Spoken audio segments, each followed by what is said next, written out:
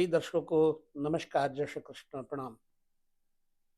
नवमांश की सूक्ष्मता के विषय में जो हमारा इस समय एक श्रृंखला चल रही है, उसमें आप सभी का हृदय से स्वागत है और समझने की जरूरत भी है नवमांश को।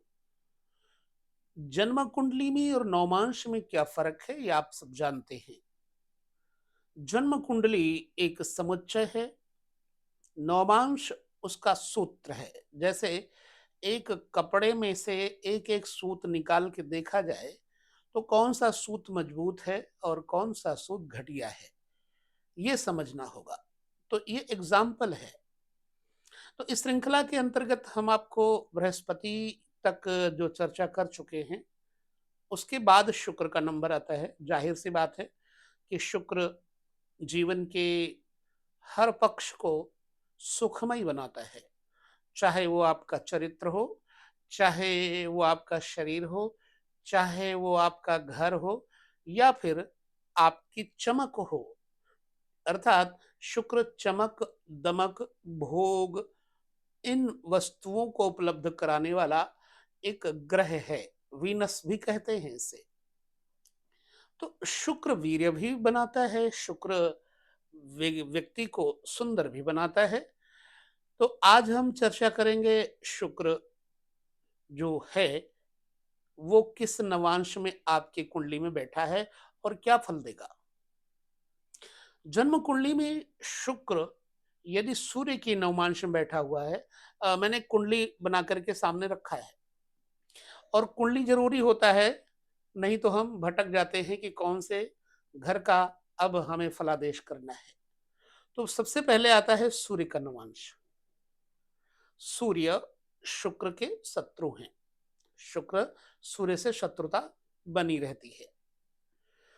तो यदि आपके शुक्र नवमांश चक्र में सूर्य की राशि यानी सिंह में होंगे तो क्या क्या कमियां होंगी। सबसे पहले तो जातक को सामाजिक दुर्दशा भोगनी पड़ सकती है, सामाजिक कलंक का प्रतिभागी बनना पड़ सकता है। जातक को नेत्रों से हानि होती है। जातक पत्नी, परिवार, जीवन साथी से विक्षिप्त होगा। किसी न किसी कारणवश उसको मकान, जायदाद और बहुत सारे सुखों से वंचित होना पड़ सकता है। अर्थात ऐसा व्यक्ति दुखी ही हो सकता है।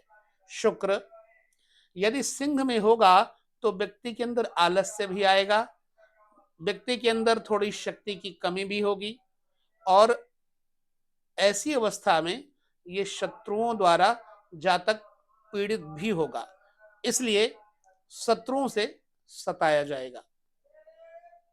तो शुक्र अगर सूर्य की राशि में है तो आपके लिए चिंता का विषय हो सकता है।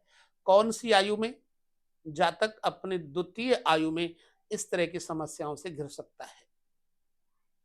वीर्य की कमी भी आती है, त्वचा में ड्राईपन भी आ जाता है और नेत्रों में ज्योति कम हो जाना। ये तो बात हो गई शुक्र सूर्य की राशि नवमांश में अगर होंगे तो आपकी कुंडली में। अब हम शुक्र को देखते हैं चंद्रमा के नवमांश में। चंद्रमा और शुक्र तथा बुध ये ऐसे ग्रह हैं जीवन में जिसको सर्वाधिक चंद्रमा के साथ शुक्र का फल बढ़िया हो जाता है।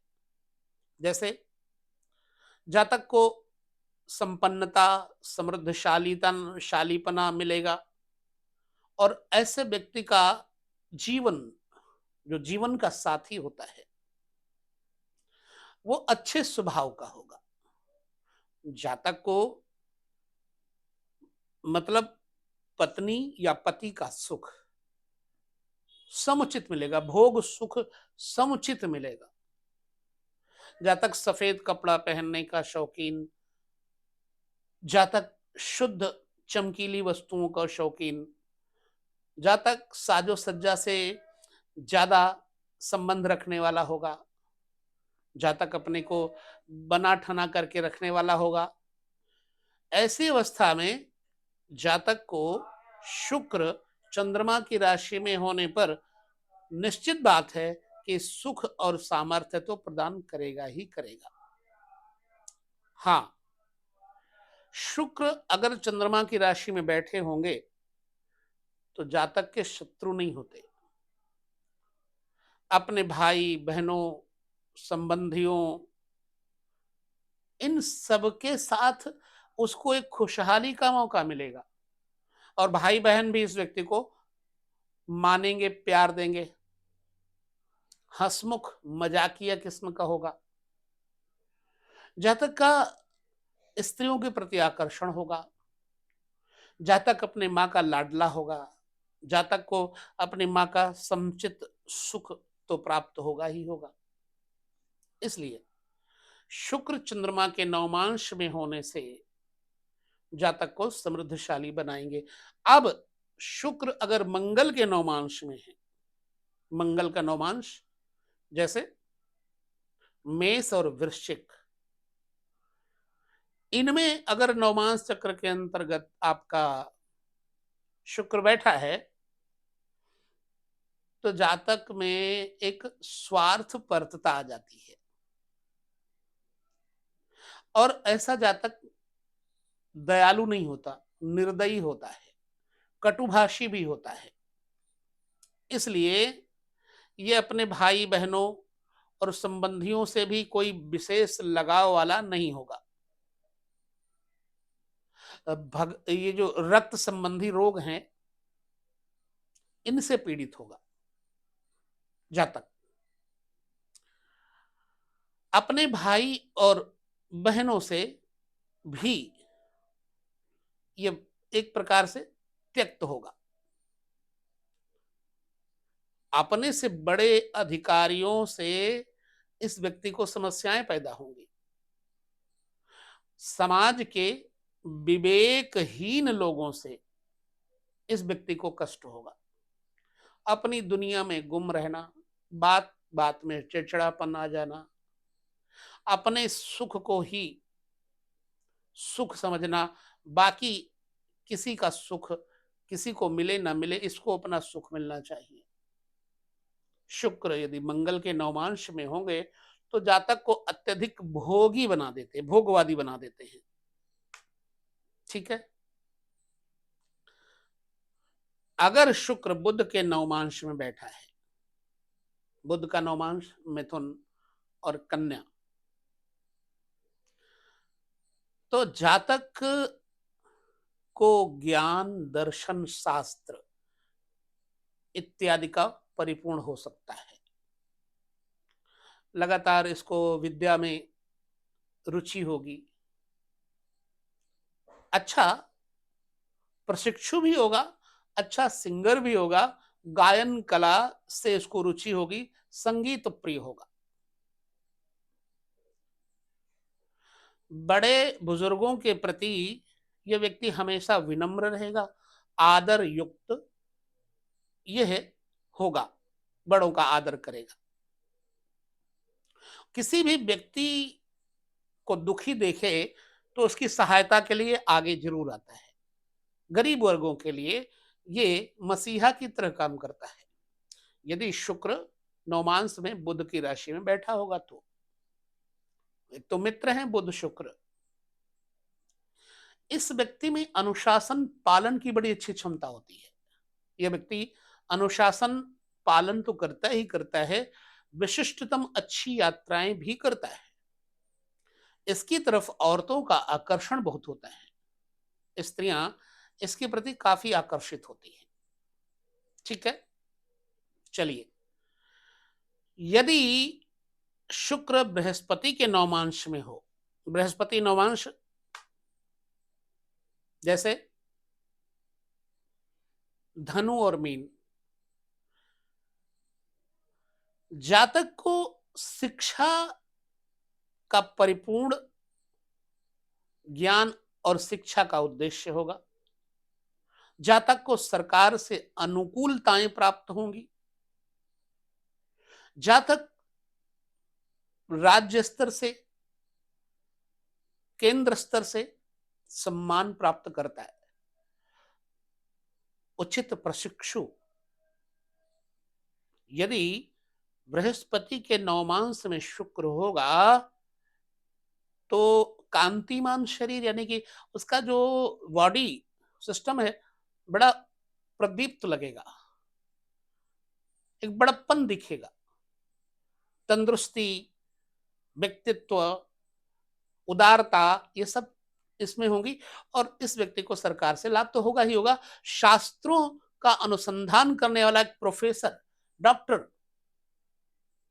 की तरह अनुसंधान करने वाला जातक होता है।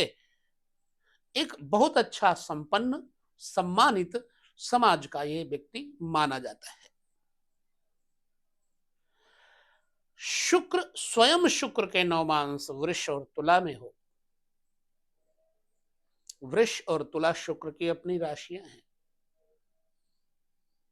तो जातक को धर्म, दर्शन शास्त्र, इनमें बड़ी रुचि होगी।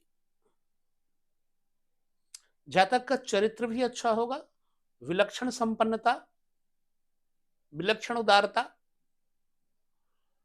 और अनुशासनशीलता, टाइम का पाबंद होता है ऐसा व्यक्ति।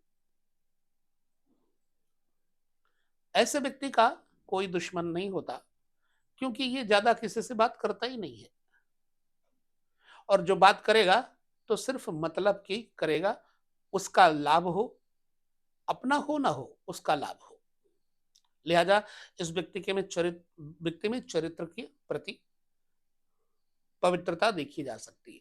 यदि नवमांश में शुक्र की राशि में वृष और तुला में ही शुक्र है तो भाई वृष और तुला इसकी अपनी राशियां होने के कारण जातक को ऊंचा मकान, ऊंचा रहन सहन, अच्छी गाड़ियां, अच्छा प्रदर्शन, अच्छे दोस्त, संगीत इत्यादि से जोड़ तो देगा ही देगा। शुक्र यदि शनि के नवमांश में हो, जैसे मकर और कुंभ में यदि शुक्र है,